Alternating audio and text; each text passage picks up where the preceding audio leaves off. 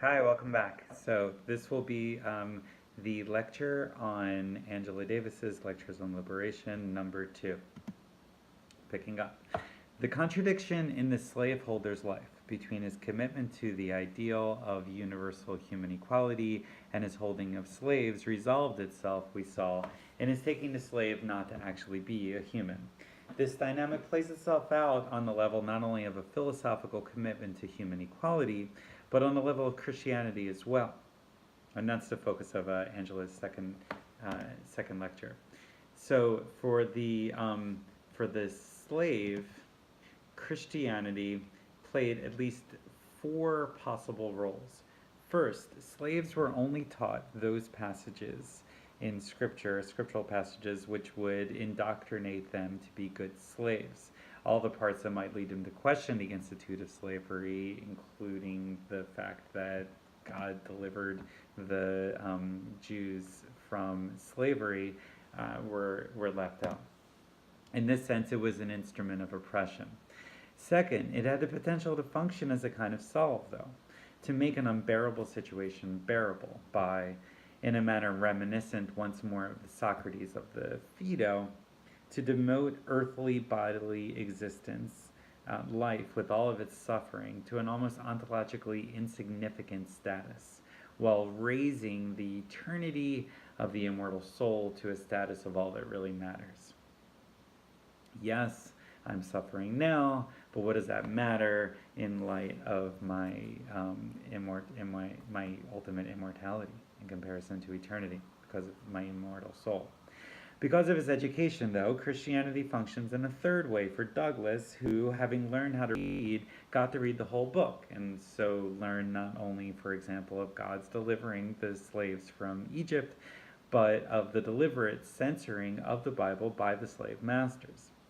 Then there's a fourth function of Christianity.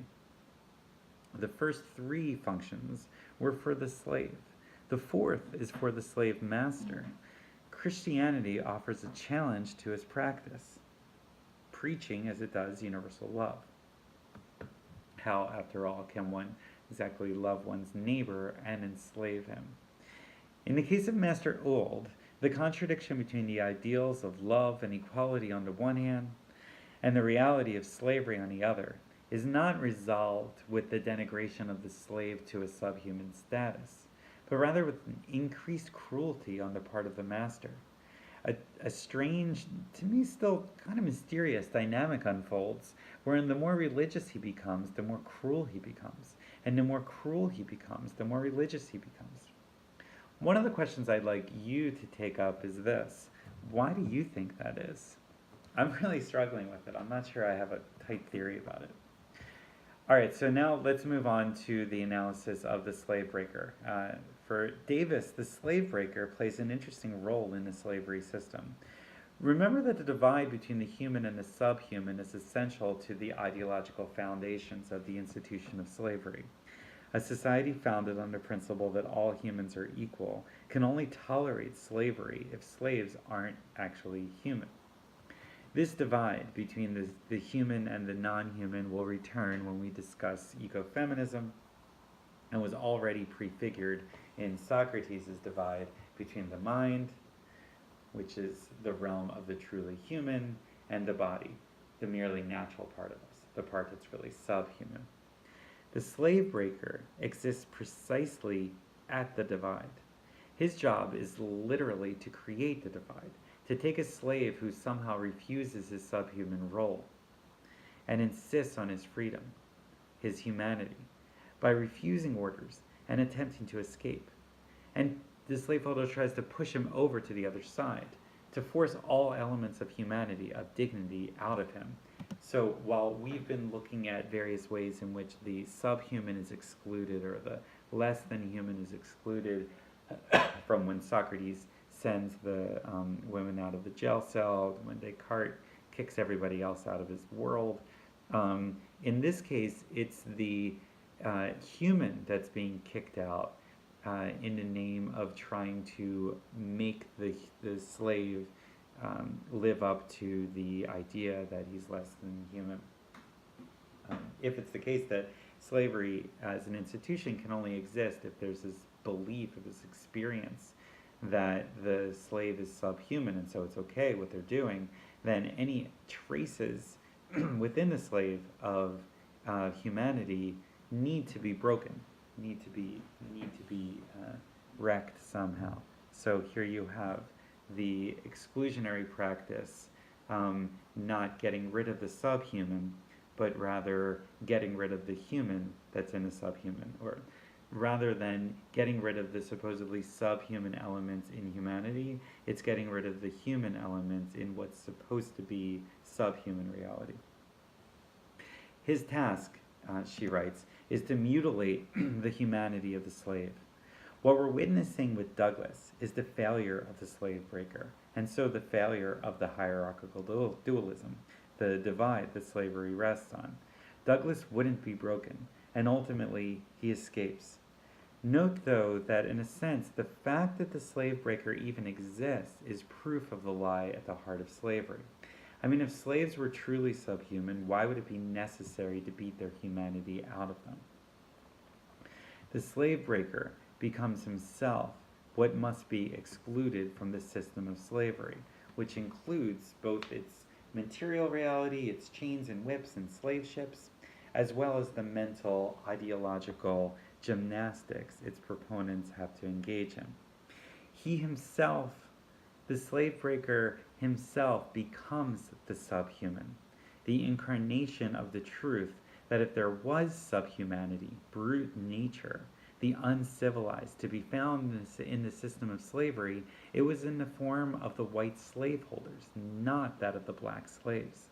Douglass describes the snake-like nature of the slave breaker. Quote, "When we were at work in the cornfield, he would sometimes crawl on his hands and knees to avoid detection, and all at once he would rise nearly in our midst and scream out." In order to create the image of the slave as subhuman, so necessary to justify the institution of slavery, the slave master side of the equation, in the form of the slave breaker, has to himself fall to his hands and knees, crawl upon the ground like the brute animals the slaves were supposed to be.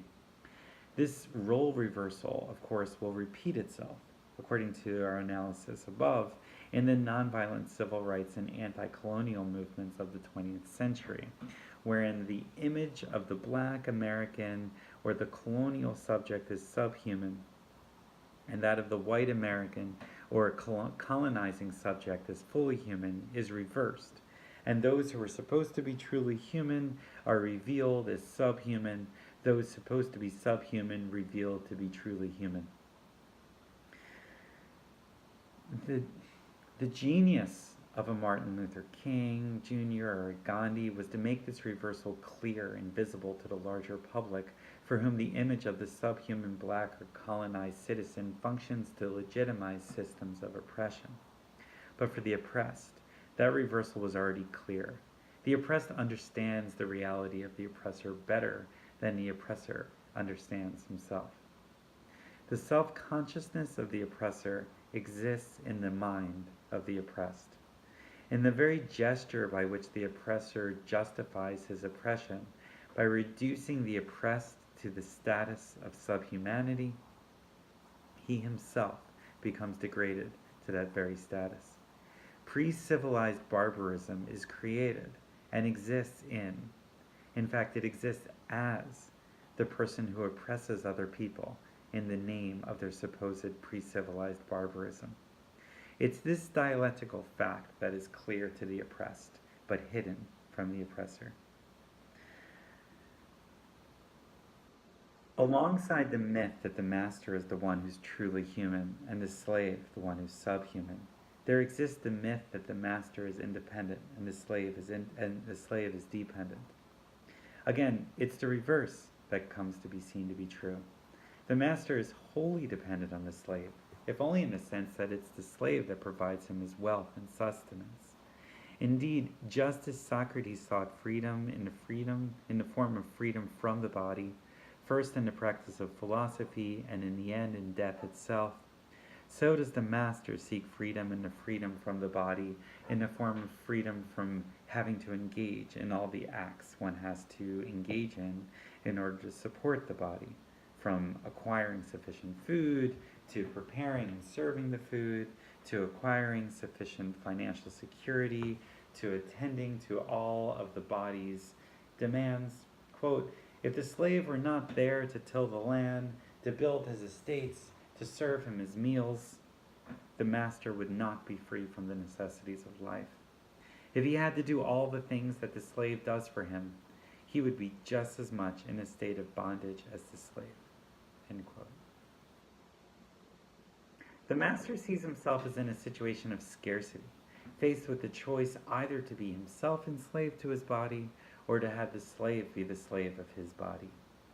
He in this way becomes entirely dependent on the slave. Quote, the slave is somewhat of a master, Angela Davis writes. Slavery is a fragile system, forever on the verge of collapsing, in the roles reversing, in the hidden, invisible hierarchy where the slave is really the master is really dependent, the master is the subhuman, becoming the real, visible, concrete hierarchy. This is what happens, according to Davis, when Douglass refuses to commit to Covey, the slave breakers. The slave breakers will. They fight. And though Covey is physically strong enough to overpower him, he loses. Davis suggests that this is so because the very act of resistance challenges his identity. Covey implicitly recognizes the fact that he is dependent on the slave, not only in a material sense, not only for the production of wealth, but also for the affirmation of his own identity.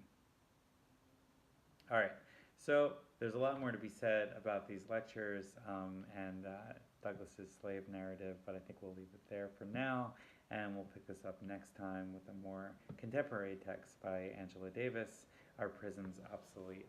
Okay, I look forward to seeing what you all come up with.